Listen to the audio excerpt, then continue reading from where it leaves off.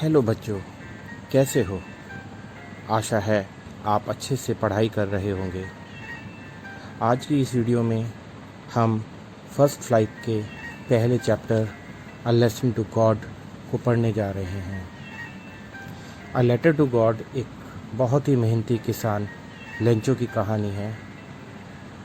वह भगवान में पूरा विश्वास करता है और जब ओले से उसकी पूरी फसल नष्ट हो जाती है तो वह भगवान को एक पत्र लिखकर मदद मांगता है। तो चलिए शुरू करते हैं जी.एल. फ्यूंटेस द्वारा लिखी इस कहानी में a letter to God Lencho के साथ क्या क्या घटता है। The house, the only one in the entire valley, sat on the crest of a low हिल।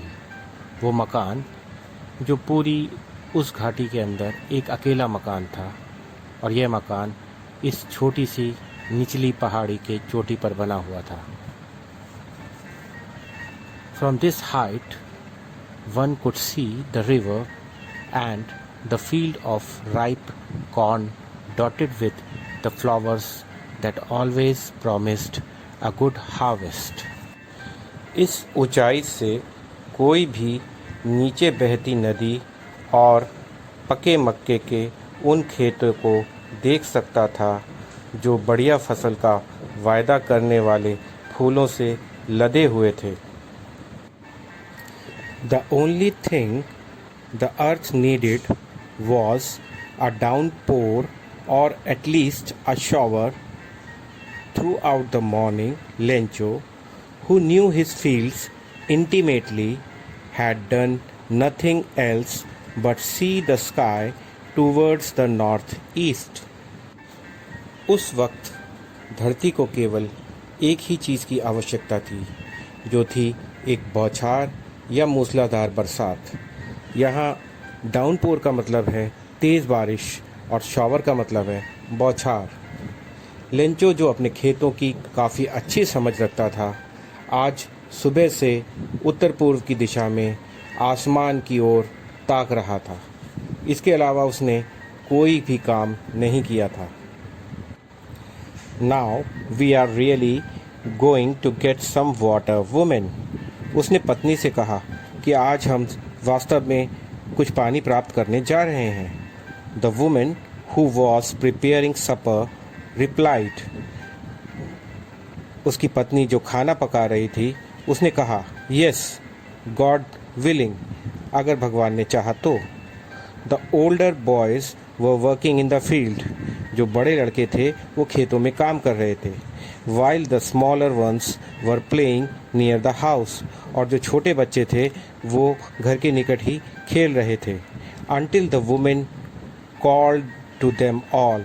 तब तक जब तक कि उसकी पत्नी ने उनको बुलाया नहीं। Come for dinner.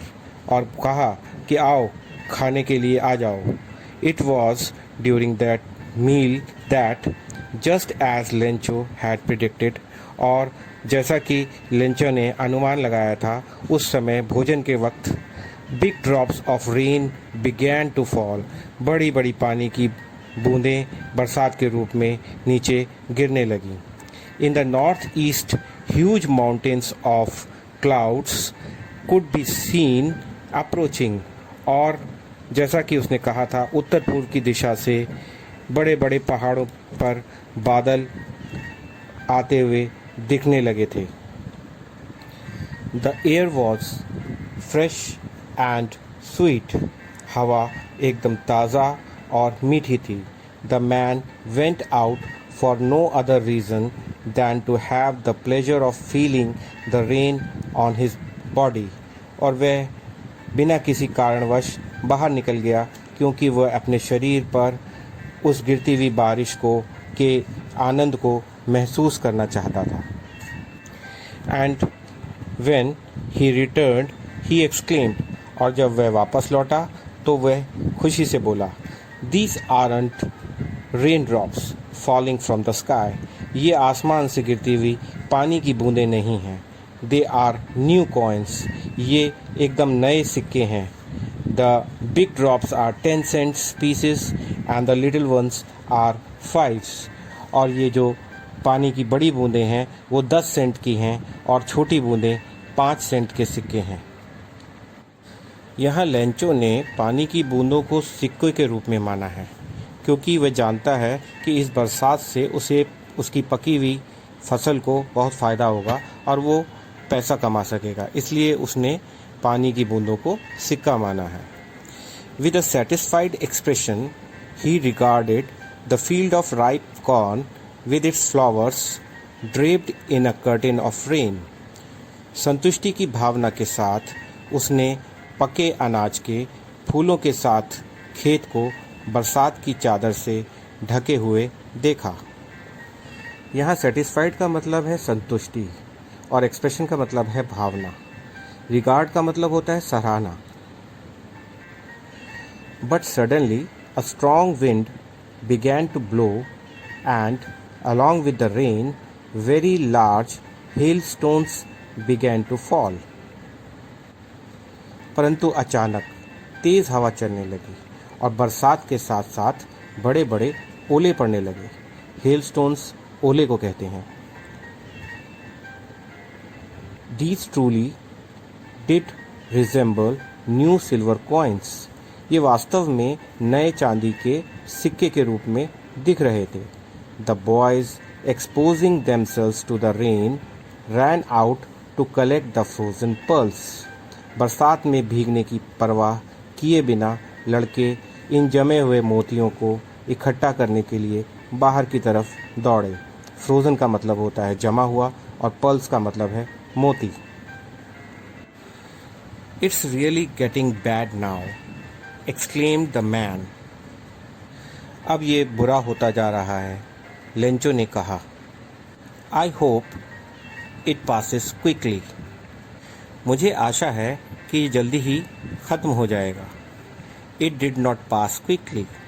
मगर वह जल्दी ही नहीं रुका। For an hour the hail rained on the house। और 1 घंटे तक ओले घर पर बरसते रहे। The garden, the hillside, the cornfield, on the whole valley। और खेतों में, गार्डन में, घाटी के किनारों पर और खेतों में लगातार पूरी की पूरी घाटी में ओले गिरते रहे। The field was white. खेत एकदम सफ़ेद दिख रहे थे। As if covered with salt. और लग रहा था कि वे नमक से ढके हुए हैं। Not a leaf remained on the trees. पेड़ों पर एक भी पत्ती नहीं बची। The corn was totally destroyed. और भुट्टा पूरी तरह से नष्ट हो चुका था। The flowers were gone. फूल उन पर से जा चुके थे। From the plants. पौधों पर से फूल जा चुके थे। Lencho's soul was filled with sadness. Lencho की आत्मा दुख से भर गई थी। When the storm had passed, और जब तूफान थम गया, he stood in the middle of the field। वह खेत के मध्य में जाकर खड़ा हो गया।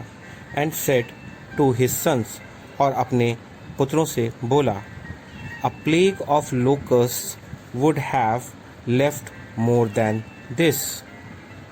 टिड्डियों की महामारी भी इससे अधिक छोड़ के जाती।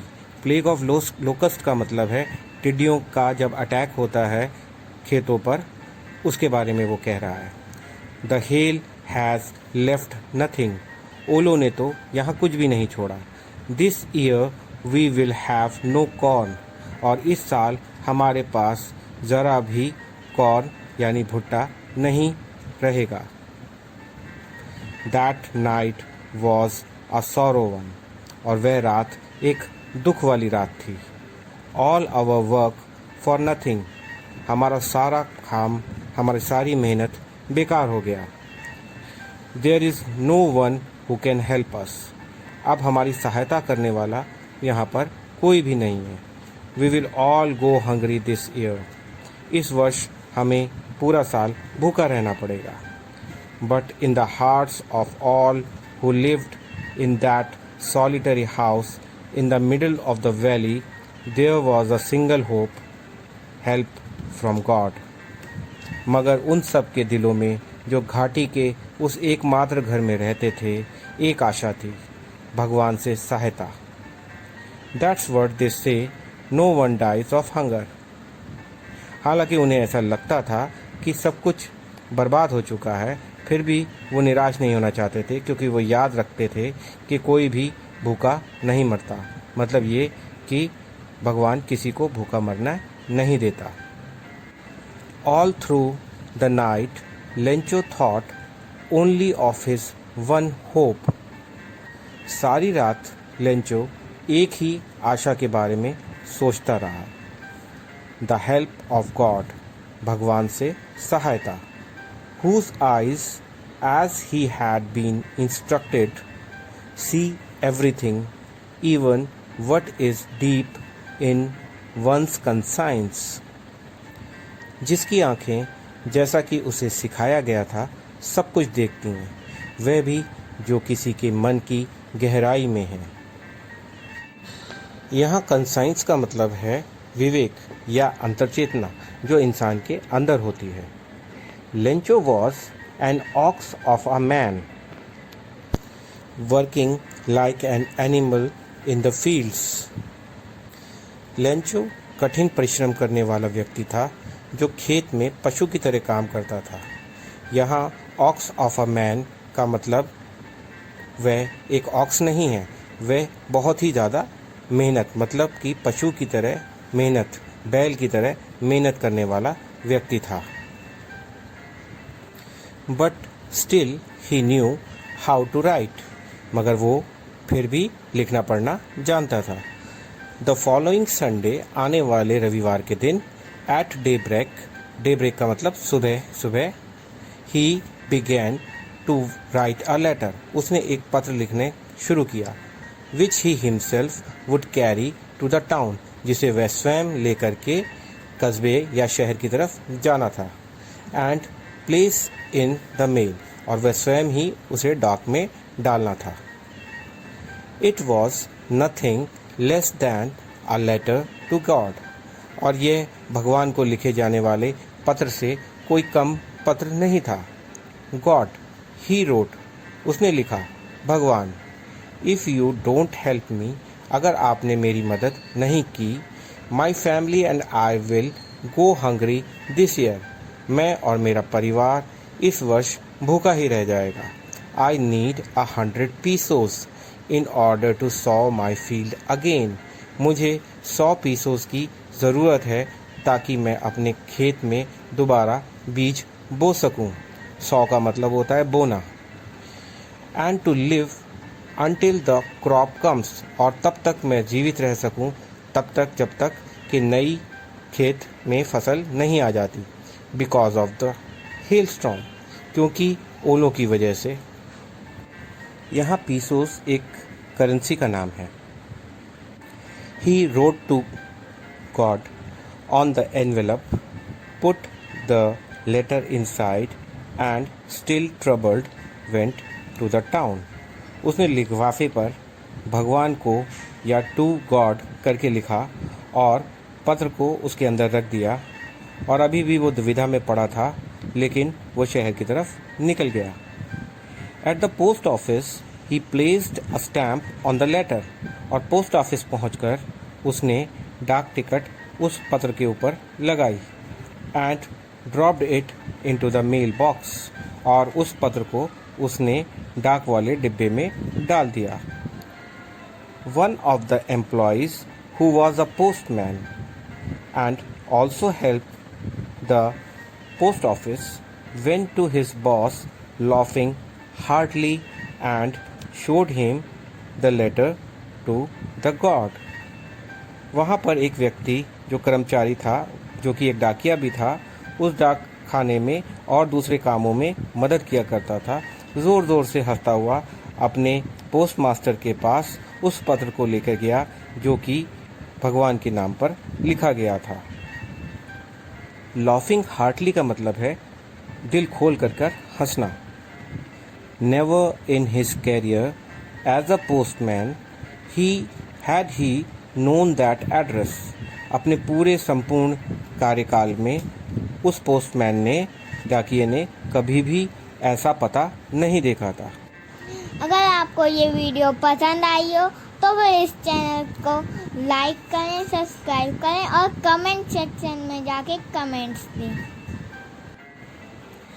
आशा है आपको ये लेसन समझ आ गया है। तो इस वीडियो के कमेंट सेक्शन में जाकर आप कुछ असाइनमेंट, टेस्ट और दूसरी वीडियोस के लिंक भी पा सकते हैं।